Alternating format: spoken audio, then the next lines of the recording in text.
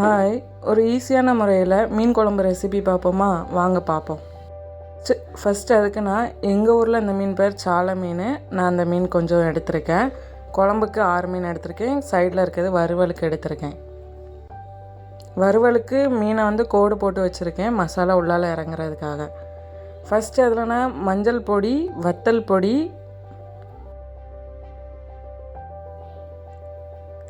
நல்ல மிளகு பொடி, உப்பு இதெல்லாம் போட்டு நல்லா விரசி வச்சுக்கோங்க. மசாலா பிடிக்கிறதுக்காக ஒரு 10 மினிட்ஸ் ஊற வச்சா போதும். நான் எப்போவுமே மீன் வறுவலுக்கு இவ்வளோதாங்க ஆட் பண்ணுவேன். இதுவே ரொம்ப டேஸ்ட்டாக தான் இருக்கும். வேறு எதுவுமே நான் ஆட் பண்ண மாட்டேன். தண்ணி கூட ஆட் பண்ண மாட்டேன். அதை வச்சு பிசைஞ்சு வச்சுருவேன். அது ஒரு சைடில் ஒரு 10 மினிட்ஸ் அப்படியே இருக்கட்டும். நெக்ஸ்ட்டு குழம்புக்கு தேவையான அளவு தேங்காய், மஞ்சள் பொடி, சீரகம், வத்தல் பொடி, மல்லிப்பொடி இவ்வளவும் போட்டு நல்லா அரைக்கணும். இது கூட சின்ன வெங்காயமும் நம்ம சேர்த்துக்கணும். நல்லா பேஸ்ட்டாக அரைச்சிட்டு வாங்க.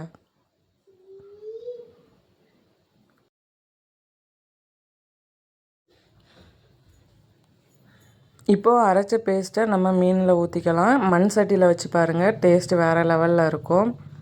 பேஸ்ட்டு அரைச்சதுக்கப்புறமா அதில் மிக்ஸி ஜாரை அலசி அந்த தண்ணியும் கொஞ்சம் சேர்த்துக்கோங்க. நெக்ஸ்ட்டு தேவையான அளவு புளியை நல்லா கரைச்சி அந்த தண்ணியை நம்ம இதில் மிக்ஸ் பண்ணிப்போம். இப்போவே உங்களுக்கு குழம்புக்கு தேவையான அளவு தண்ணி ஆட் பண்ணிக்கோங்க. நெக்ஸ்ட்டுக்கு குழம்புக்கு தேவையானது 2 தக்காளி, பச்சை மிளகா, கருவேப்பிலை 3ஐயும் போட்டு நல்லா மிக்ஸ் பண்ணி விடணும். தேவையான அளவு உப்பு.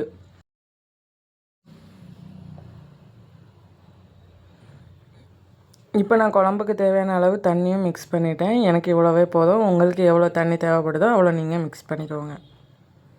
இப்போ நம்ம மசாலா போட்டு வச்சுருந்த மீனை நான் சைடில் பொரிக்கிறேன். எண்ணெய் நல்லா காஞ்சதுக்கப்புறமா நான் தோசைக்கல்லில் பொரித்து எடுத்துக்கிறேன். இப்போ குழம்பு எல்லாமே நம்ம கூட்டி வச்சதை அடுப்பில் வச்சு கொதிக்க வச்சுருக்கேன்.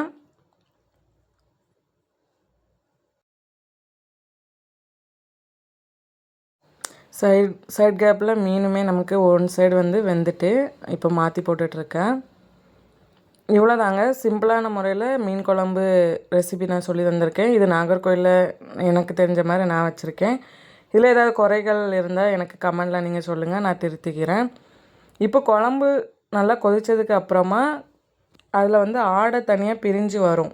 அந்த ஸ்டேஜில் குழம்பு ரெடி ஆகிட்டு. ஓகேங்க, இதுதான் மீன் குழம்பு ரெசிபி. எனக்கு தெரிஞ்ச மாதிரி நான் வச்சுருக்கேன். இதில் ஏதாவது எக்ஸ்ட்ரா ஆட் பண்ணாலும் நீங்கள் எனக்கு கமெண்டில் சொல்லுங்கள். நான் அதை ட்ரை பண்ணி பார்த்து உங்களுக்கு சொல்கிறேன்.